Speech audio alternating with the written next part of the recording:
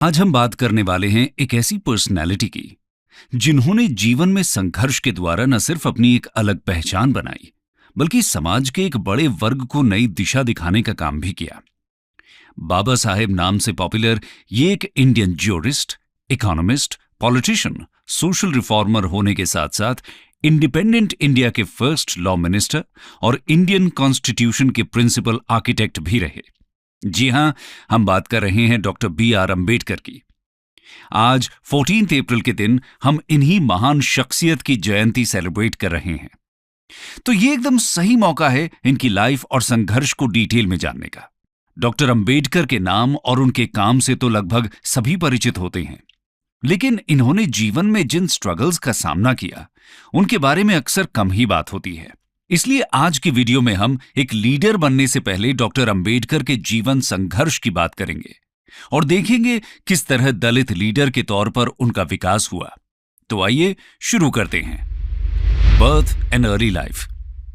14 अप्रैल 1891 को भीमाबाई और रामजी मालोजी सकपाल के घर एक बेटे का जन्म होता है। रामजी सकपाल एक आर्मी ऑफिसर थे जो कि मध्य प्रदेश के म्हाऊ में स्टेशन थे। मां भीमाबाई अपने बेटे को भीम बुलाने का फैसला लेती हैं। इनके जन्म से पहले ही रामजी के एक अंकल, जो कि सन्यासी का जीवन जी रहे थे, एक भविष्यवाणी करते हैं कि जन्म लेने वाली ये संतान एक दिन वर्ल्ड फेम हासिल करेगी। रामजी और भीमाबाई की पहले से ही कई संतानें थीं। इसके बावजूद उन्होंने भीमराव को अच्छी शिक्षा दिलाने के लिए हर संभव प्रयास करने की ठान ली थी। 2 साल बाद रामजी आर्मी से रिटायर हो जाते हैं और पूरी फैमिली डापोली मूव कर जाती है, जो कि महाराष्ट्र के रत्नागिरी डिस्ट्रिक्ट में लोकेटेड है। ये ओरिजिनली यहीं से बिलोंग करते थे। भीम को 5 साल की उम्र में स्कूल में दाखिला दिलाया जाता है, लेकिन पूरे परिवार के लिए रामजी को मिल रही छोटी सी आर्मी पेंशन पर गुजारा करना मुश्किल हो रहा था। ऐसे में रामजी के कुछ दोस्त जब उनके लिए सतारा में जॉब ढूंढ लेते हैं तो परिवार एक बार फिर मूव करता है, लेकिन कुछ समय बाद ही इन्हें एक ट्रेजेडी से गुजरना पड़ता है। भीमाबाई, जो कुछ समय से बीमार चल रही थी, उनकी मृत्यु हो जाती है। इसके बाद भीम की आंट मीरा बच्चों की देखभाल का जिम्मा उठा लेती हैं। रामजी महाभारत और रामायण की स्टोरीज अपने बच्चों को सुनाया करते थे और उनके लिए डिवोशनल सॉन्ग्स भी गाया करते थे। इस तरह भीम और उनके भाई बहनों की होम लाइफ अभी भी हैप्पी थी। लेकिन दोस्तों, इसका यह मतलब नहीं है कि भीमराव जी के लिए सब कुछ आसान रहा। आइए देखते हैं आगे चलकर किस तरह की मुश्किलों का सामना उन्होंने किया। Face off with caste prejudices. छोटी उम्र में ही भीम का ध्यान इस ओर जाता है कि उनके और उनकी फैमिली के साथ कुछ अलग तरह का व्यवहार किया जाता है। स्कूल में उन्हें बाकी स्टूडेंट्स की डेस्क से दूर रूम के एक कोने में रफ मैट पर बैठना पड़ता था। ब्रेक में उन्हें उस बर्तन से पानी नहीं पीने दिया जाता था जिससे बाकी बच्चे पिया करते थे। भीम को यह समझ नहीं आता था कि आखिर उनके साथ ये अलग व्यवहार क्यों किया जाता है। उनमें ऐसा क्या गलत है। एक बार उन्हें और उनके बड़े भाई को समर हॉलिडेज स्पेंड करने के लिए गोरेगांव ट्रैवल करना था, जहां उनके फादर कैशियर की तरह काम कर रहे थे। ये ट्रेन से उतरकर लंबे समय तक स्टेशन पर इंतजार करते हैं, लेकिन रामजी इनसे मिलने नहीं आ पाते। भीम और उनके भाई काफी वेल ड्रेस्ड, क्लीन और पोलाइट थे। स्टेशन मास्टर थोड़ा काइंडनेस शो करते हुए इनके पास आते हैं और पूछते हैं कि ये लोग कौन हैं और कहां जा रहे हैं। इस पर भीम बिना कुछ सोचे उन्हें बता देते हैं कि वो लोग महार्स हैं। ये सुनकर स्टेशन मास्टर एकदम हैरान रह जाता है। उसके फेस के काइंडली एक्सप्रेशंस एकदम से बदल जाते हैं और वो इनके पास से वापस लौट जाता है। इसके बाद भीम अपने फादर तक पहुंचने के लिए बुलक कार्ट हायर करने की सोचते हैं, लेकिन कार्टमैन तक बात पहुंच चुकी थी कि ये लोग अनटचेबल्स हैं और इसलिए वो इनसे बात भी नहीं करना चाहते थे। फाइनली इन्हें जर्नी की यूजुअल कॉस्ट का डबल पे करने के लिए राजी होना पड़ता है और साथ ही कार्ट को ड्राइव भी खुद ही करना पड़ता है। कार्ट ड्राइवर कार्ट के साथ पैदल ही चलता है क्योंकि उसको इनसे पोल्यूट होने का डर था। हालांकि एक्स्ट्रा मनी की वजह से वो कार्ट को बाद में प्योरीफाई करने पर राजी हो गया था। इस पूरी जर्नी के दौरान भीम जो कुछ भी हुआ उसके बारे में लगातार सोचते रहते हैं, लेकिन उन्हें इसके पीछे का कारण समझ नहीं आता। वो और उनके भाई एकदम क्लीन और नीटली ड्रेस थे, फिर भी उनके स्पर्श से सभी चीजें पोल्यूट कैसे हो सकती थी। भीम इस इंसिडेंट को कभी नहीं भुला पाते।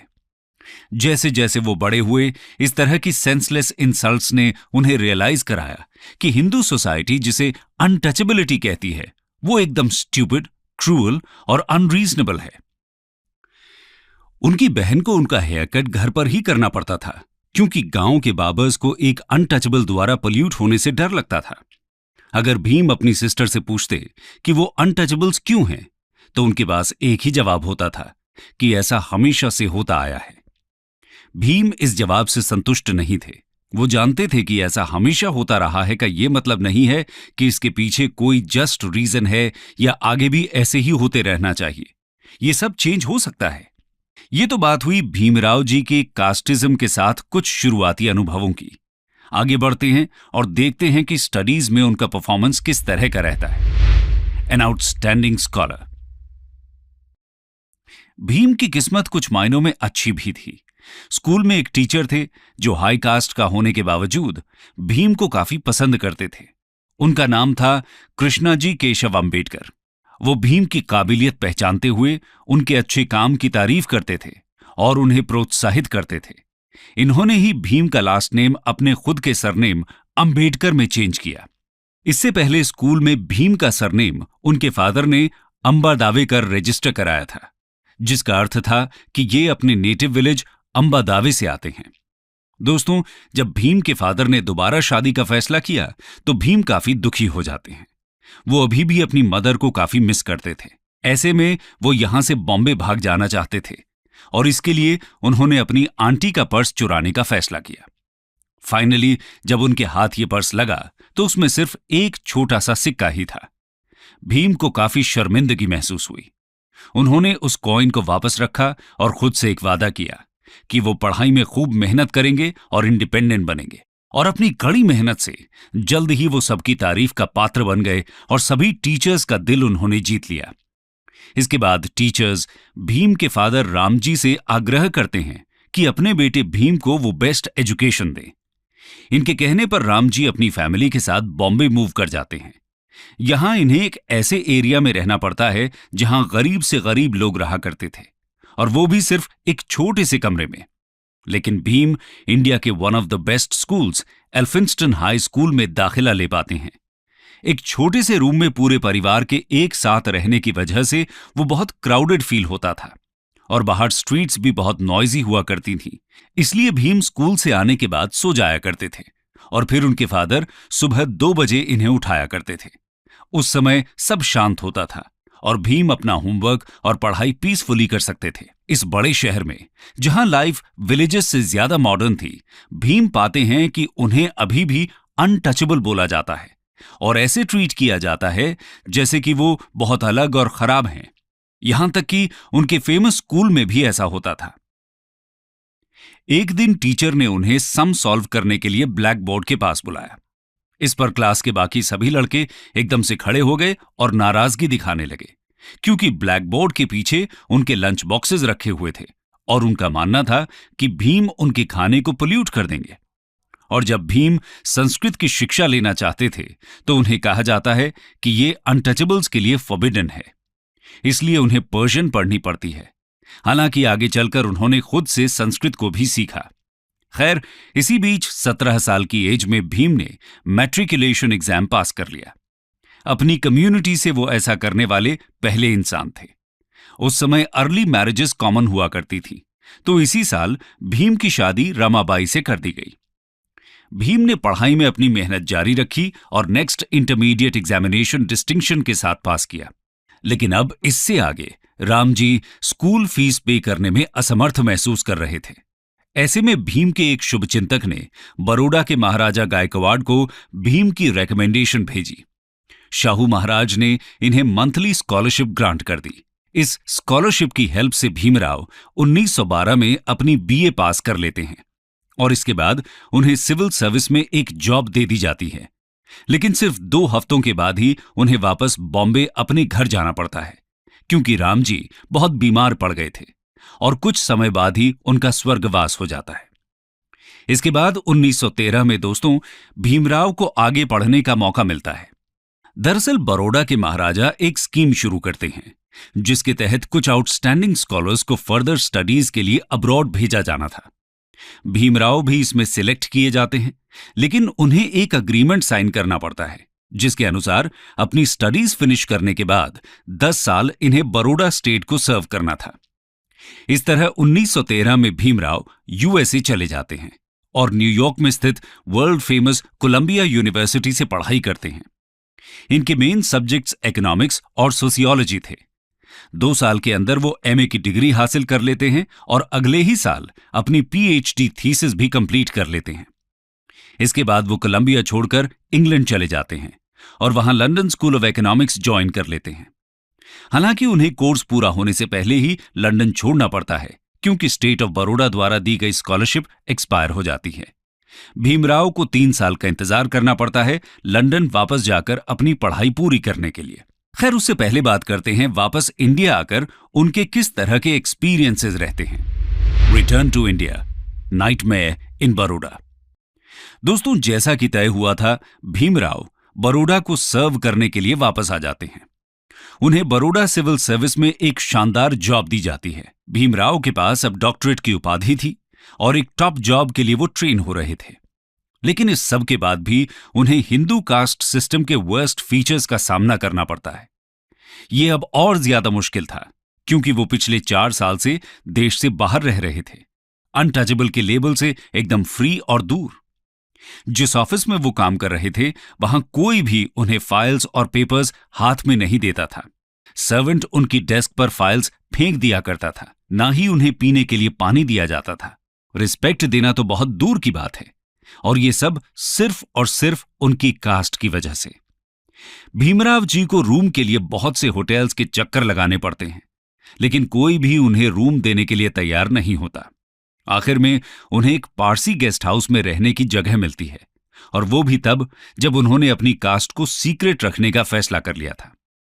यहां उन्हें बहुत ही अनकंफर्टेबल कंडीशंस में रहना पड़ता है। भीमराव जी उम्मीद कर रहे थे कि अपनी सिविल सर्विस जॉब के थ्रू वो रहने के लिए कोई और जगह जल्द ही ढूंढ लेंगे। लेकिन इससे पहले ही एक दिन सुबह जब वो काम के लिए निकल ही रहे थे, गुस्साए हुए लोगों का एक गैंग उनके कमरे के बाहर लाठियों के साथ खड़ा था। ये लोग भीमराव जी पर होटल को पोल्यूट करने का इल्जाम लगाते हैं और धमकी देते हैं कि शाम तक यहां से निकल जाएं, वरना ऐसे में भीमराव क्या करते? वो बहुत ही मिजरेबल और रिजेक्टेड फील करते हैं। कोई और चॉइस न होने के कारण नई जॉब के सिर्फ 12 दिन बाद ही उन्हें बॉम्बे वापस लौटना पड़ता है। बॉम्बे में वो एक छोटा सा बिजनेस शुरू करने की कोशिश करते हैं, जिसमें वो लोगों को इन्वेस्टमेंट पर एडवाइस देते हैं। लेकिन कस्टमर्स को जैसे ही उनकी कास्ट के बारे में पता चलता है, ये बिजनेस भी फेल हो जाता है। यानी काबिलियत भले ही कितनी भी हो, सिर्फ एक कास्ट के लेबल की वजह से भीमराव जी को हर जगह अवहेलना और तिरस्कार का सामना करना पड़ रहा था। दोस्तों, इसके बाद भीमराव जी की लाइफ का एक नया फेज शुरू होता है। आइए जानते हैं उसके बारे में। Bhimrao, rise as a leader of India's untouchables.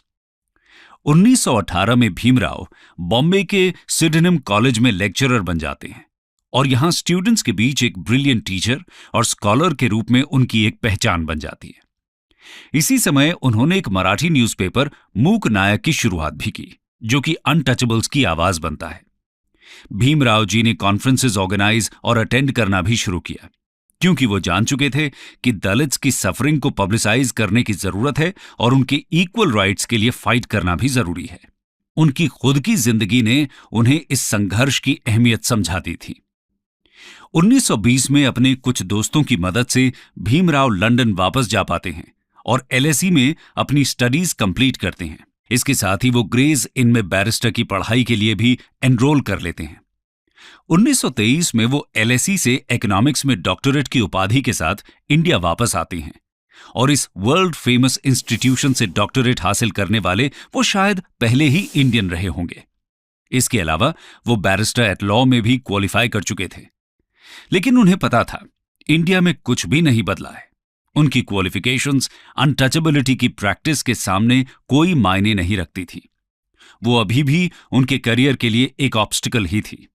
हाँ, लेकिन अब उन्होंने दुनिया की बेस्ट एजुकेशन हासिल कर ली थी और दलित कम्युनिटी को लीड करने की पूरी काबिलियत रखते थे। ये अपने समय के बेस्ट माइंड्स के साथ इक्वल टर्म्स पर आर्ग्यू कर सकते थे और उन्हें परसुएड भी कर सकते थे। लॉ के भी एक्सपर्ट थे और ब्रिटिश कमीशंस के आगे एक गिफ्टेड स्पीकर की तरह कन्विंसिंग एविडेंस दे सकते थे। भीमराव जी ने अपनी आगे की जिंदगी इसी टास्क को समर्पित कर दी। एजुकेशन की इंपॉर्टेंस को जानते हुए भीमराव ने 1924 में बहिष्कृत हितकारिणी सभा नाम से एक एसोसिएशन की शुरुआत की। इसका काम हॉस्टल्स, स्कूल्स और फ्री लाइब्रेरीज सेटअप करना था। इसके बाद 1927 में महाड़ सत्याग्रह हो, राउंड टेबल कॉन्फ्रेंसेस में पार्टिसिपेट करना हो या कंस्टिट्यूएंट असेंबली में दलित राइट्स को इंश्योर करना, भीमराव जी ने दलित्स की इमेंसिपेशन के लिए ही काम किया। कंक्लूजन। दोस्तों, ये थी कहानी एक ऐसे संघर्ष की जिसने पूरी दलित कम्युनिटी को आगे चलकर प्रेरित किया। डॉक्टर भीमराव अंबेडकर न सिर्फ दलित्स के लीडर बने, बल्कि सभी वल्नरेबल कम्युनिटीज के राइट्स की बात उन्होंने की। वो वुमेन राइट्स के एक बड़े पक्षधर थे। उन्होंने अपने जीवन में आई कठिनाइयों से कभी हार नहीं मानी, बल्कि उन्हीं की प्रेरणा से एक लीडर के रूप में खुद को विकसित किया। ऐसी महान शख्सियत को आज उनकी जयंती पर हमारा शत शत नमन।